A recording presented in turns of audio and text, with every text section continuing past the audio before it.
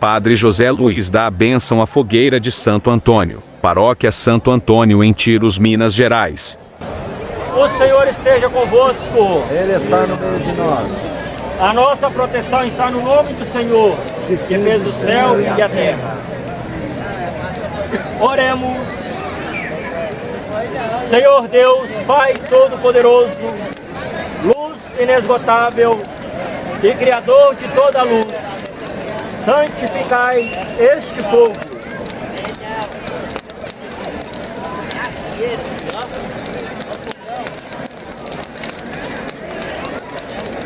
Este fogo e dai-nos um dia, após as trevas desta vida, que possamos, puros de coração, chegar à luz inatingível, inesgotável, por Cristo nosso Senhor. Oremos. Deus, concedei para honrarmos o nascimento de Santo Antônio e sua morte para Cristo.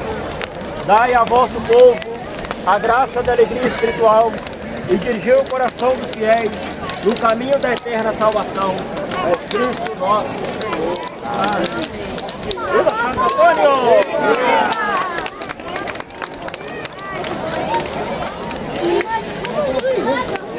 Água benta!